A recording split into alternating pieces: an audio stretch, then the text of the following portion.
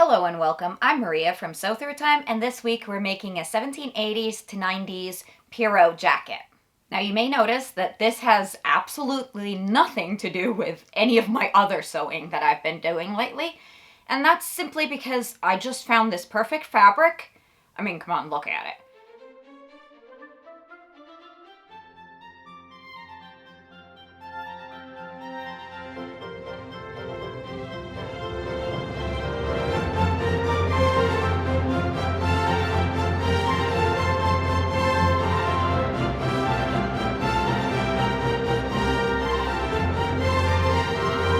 So I just had to make this because I only had about 1.5 yards of this fabric, and it couldn't make any huge gown or anything, and well, I love this fabric so much that I had to make something out of it, and immediately.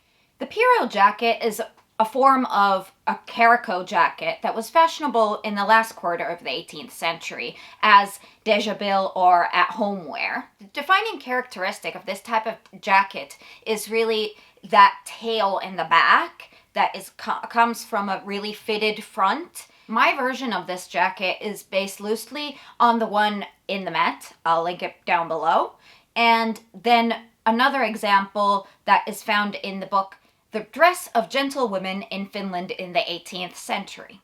Both of these jackets have a really narrow fitted back, and then the front is also fitted, and it's also cut in a zone so that it covers only your breast area.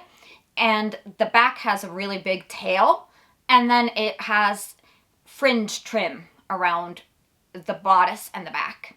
And these were really the features that I wanted to recreate. Otherwise, this is not an exact recreation of either one of these jackets, but just rather my own vision of what I like. Because of that zone front cut, these could be worn either with a false stomacher or with a vest underneath, like a man's waistcoat type of thing, or they could be worn with a separate gown. I'm planning on wearing this later with several different things and making things for it because I really want this to be a very versatile piece. But for now, I'm going to be wearing it with my chemise à la reine. In the 18th century, gowns are basically constructed in shapes. And the important thing is to get the shape right. They change a little bit depending on the style. Like here you can see, here's my Italian gown front. And underneath here is my Polonaise jacket, redingote, whatever weird combination jacket.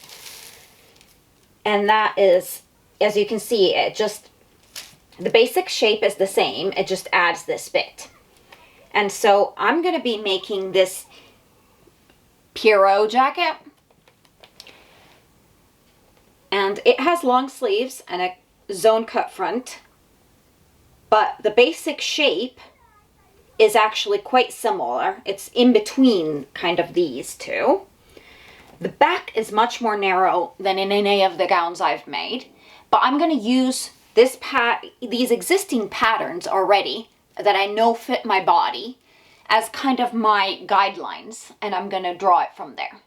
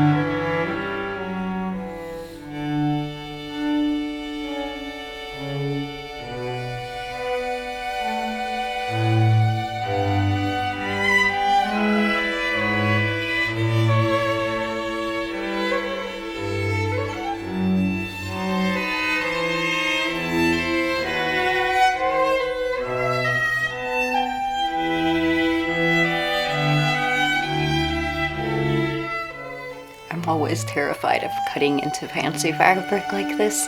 It always makes me feel like I'm gonna totally screw it up. But luckily, piecing is period. Piecing is period.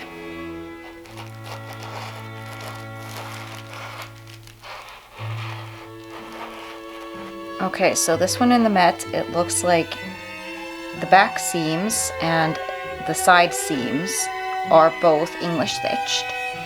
And from what I can tell, I think the raw edges on top are folded and just top stitched, but I can't tell exactly. And then the lining raw edges on the bottom is just turned and loosely stitched on.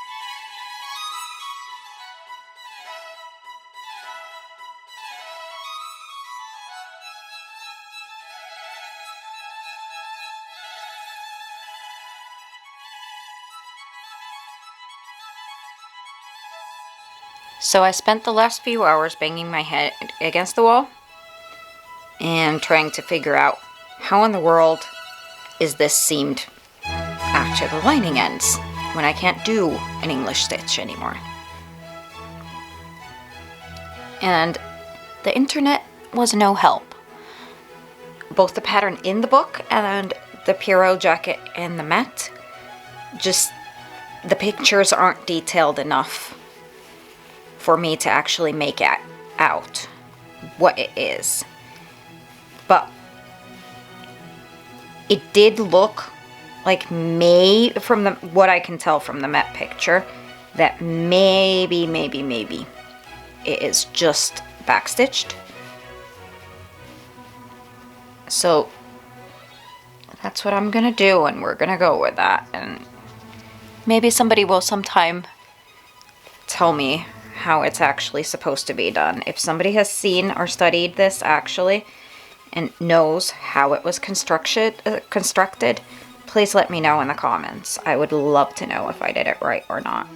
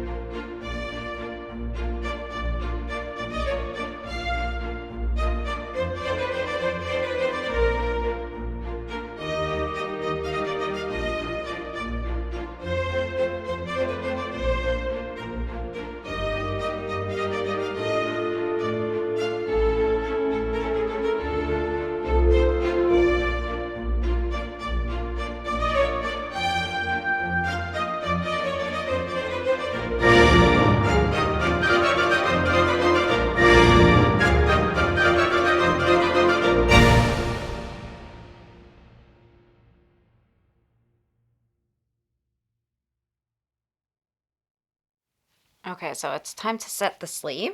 So I have the silk, fashion fabric, right sides together, and lining, right sides together.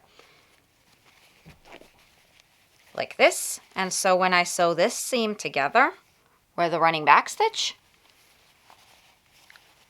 and then flip it open to this, all the raw edges are neatly tucked inside, and I don't have to finish anything off anymore.